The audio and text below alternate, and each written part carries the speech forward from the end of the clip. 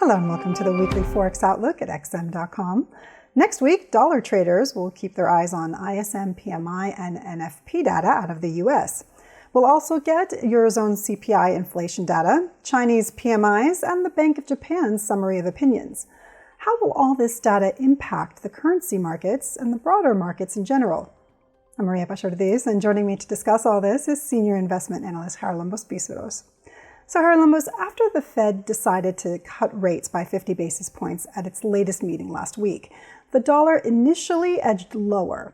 What has happened since then, and what might the upcoming ISM PMI data due out on Tuesday and Thursday, and the NFP report due out on Friday mean for the dollar and the markets in general? Hello, Maria. Yes, the dollar slid after the dovish Fed outcome, but this week it traded in, let's say, an indecisive mode, even with market participants penciling in around 75 basis points worth of rate cuts by the end of 2024, which is more rate cuts than the Fed's own projections of 50 basis points worth of cuts. Now, a back-to-back 50 basis points cut at the November gathering is currently holding a 50% chance, according to Fed Fund futures. So, with Fed members Waller and Kashkari clearly favoring a slower rate reduction path going forwards, there may be upside risks in case more officials share a similar view, or if incoming data suggests so. Now, next week, we will hear from several more policymakers, including Fed Chair Powell on Monday. But as you also mentioned, investors will pay extra attention to the ISM PMIs and the non-farm payrolls. Now, if the ISM PMIs agree with Powell's view that the economy is in good shape, then the dollar could gain. But in order to hold on to those potential gains, Friday's jobs report may need to reveal improvement as well.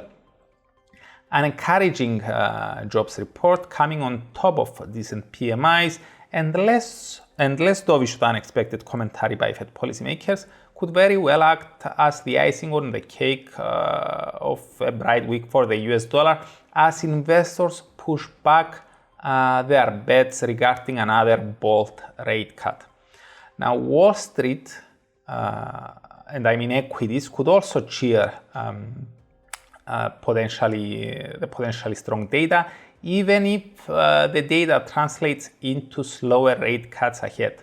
Why? Because more evidence that the US economy is not heading into recession is nothing but good news nowadays. Moving to the Eurozone now, we'll get preliminary CPI data for September on Tuesday. Can you tell us about the PMI data that came out last week and how that might affect the ECB's upcoming interest rate decision in October, as well as the potential reaction in the euro? Now, the PMI data in the euro area disappointed, prompting market participants to increase bets about an October rate cut, despite Lagarde and her colleagues not offering explicit signals at the latest ECB meeting.